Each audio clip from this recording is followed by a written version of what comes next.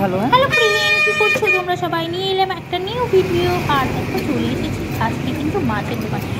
বড় বড় রুই কাতলা কিন্তু পরপর সাজানো রয়েছে। আর এই মাছটাকে আমি বুঝতে পারছি, এই মাছটা আমি দেখেছি অনেকবার, অবশ্যই মিথ্যে কথা তোমাদের সাথে বলবো না, কিন্তু কোনোদিন ছাড়া তো খাইনি। তো আমার বড় বললো খেতে খুবই ভালো, ওনাকে খেয়েছে কার বাড়িতে। আমি বললাম ঠিক আছে নিয়ে নাও। তো পরে জানতে পারলাম এই মাছওয়ালার কাছ থেকে যে মাছটার নাম হলো রূপচাঁদা মাছ। তো কারা কারা রূপচাঁদা মাছ খেয়েছো আর কেমন লাগে আমাকে অবশ্যই কমেন্ট করবো। তো আমি গোটা মাছটাই নিয়ে নিলাম, বললো গোটা মাছটাই ওজন করো, কত হয় দিয়ে দাও। তো গোটা মাছটাকে আমি কিন্তু কিনে নিয়েছি। আর মাছটা কিন্তু খেতে হেভি ছিল, তোমাদেরকে আগেই বলছি, যেহেতু আমি ট্রাই করার পরেই তোমাদের সাথে ভিডিওটা শেয়ার করছি। আর তারপরে মাছ নিয়ে সাথে সবজি নিয়েও কিন্তু চলে এসেছি। এত বাজারে মানে এখন ভিড় ছিল এই সময়টা, জানো তো। আর আমাদের এখানে সকালবেলায় মাছ পাওয়া যায় না, যার জন্য প্রচণ্ড প্রবলেম। খেতে গেলে রাতের বেলাতেই খেতে হয় বেশিরভাগ। তো একটু শাক সবজি নিয়ে চলে এলাম, বাজারও আমাকে রাতেই বিকালবেলাটাই করতে হয়। আর তারপরে দেখো মাছগুলোকে কি সুন্দর করে করে একদম সাইজ বাই সাইজ কেটে দিয়েছে উনি মাছওয়ালাটা। আর আমি মাছটাকে এবার ধুয়ে নিচ্ছি, একদম টাটকাই আছে মাছটা। কিন্তু দেখে ভাবছিলাম হয়তো টাটকা হবে না, কিন্তু দেখলাম না, মাছটা কিন্তু একদম টাটকা, একদম শক্ত আছে। তা বরফেরও কিন্তু নয় মাছটা।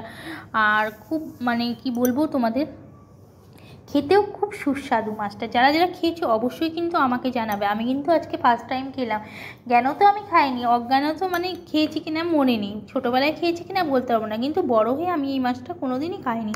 তো আজকে ফার্স্ট টাইম আমি মাছটাকে ট্রাই করলাম, খুব সুন্দর খেতে। তারপরে মাছটাকে নুন মাখে কিছুক্ষণ রেখে দিয়েছিলাম, একটু ফ্রাই করে নিচ্ছি। এবার কীভাবে করবো জানি না, প্রথম পর্যায়ে করে নিয়ে একবার, তাহলে বুঝতে পারবো যে মাছটা কতটা কীরকম ফ্রাই করলে কেমন লাগবে। যেহেতু ফ্রাই মিক্স করে বুঝবো বলো, যে মাছ খেয়েছি সেই মাছের একবারেই তো গুণ বলে দিতে পারবো, কিন্তু এটা যেহেতু খাইনি তার গুণটা একটু দেরি করেই বলতে হবে, খাওয়ার পরে জল দিতে হবে। আর তারপরে মাছগুলোকে কিন্তু আমি হালকা তাপে লাল লাল করে ভেজে নিয়েছি, একটু কড়া করেই ভেজে নিয়েছি। জানি না মাছটা কেমন হবে, এর জন্য কিন্তু একটু কড়া কড়া করে মাছগুলোকে ভেজে নিয়েছি। আর অনেকগুলো কিন্তু মাছের পিস হয়েছে মোটা মোটা, এই জন্য একটু ভাজতেও কিন্তু টাইম লাগছে, যেহেতু ভেতরটা নালে কাঁচা থাকবে, এর জন্য অনেকটা টাইম ধরে কিন্তু আমাকে ভাজতে হয়েছে। আর একে একে দেখো সমস্ত কিছু কিন্তু আমি পুরো মাছটাকে ভেজে নিয়েছি। টাইমটা একটু লাগলে কি আবার এই মাছগুলো দেখো একসাথে জয়েন্ট হয়ে গেছিলো। কি করব, ওই জয়েন্ট শুদ্ধই 4টে মাছ কিন্তু আমি একসাথেই তুলে নিলাম। আর তারপরে তোমরা কেমন আছো বলো, কি করছো, কেমন আছো, আমার ভিডিও তোমাদের কেমন লাগছে, কারা কেমন ভিডিও চাও অবশ্যই কিন্তু কমেন্ট করতে ভুলবে না, অবশ্যই কমেন্ট করো। তারপরে কিন্তু দিয়ে দিলাম জিরে ফোড়ন। আর জিরে ফোড়ন দেওয়ার সাথে সাথে চিন্তা চড়বড় চড়বড় করে উঠলো।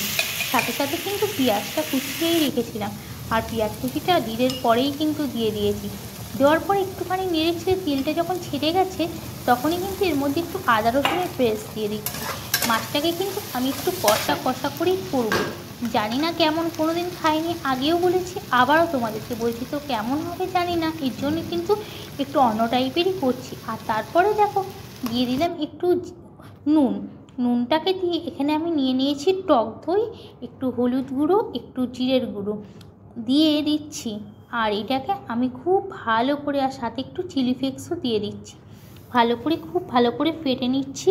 ফেটে নিয়ে আমি এটাকে কিন্তু এবার এটার মধ্যে অ্যাড করে দিচ্ছি, যেহেতু আমার আদা রসুনের পেস্টটা একটু একটু ভাজা হয়ে গেছে। তারপরে আমি এটাকে খুব ভালো করে কষে দিচ্ছি যতক্ষণ না একদম মশলাটা লাল লাল হয়ে যাচ্ছে আর তেলটার কালারটা চেঞ্জ হয়ে যাচ্ছে পুরো।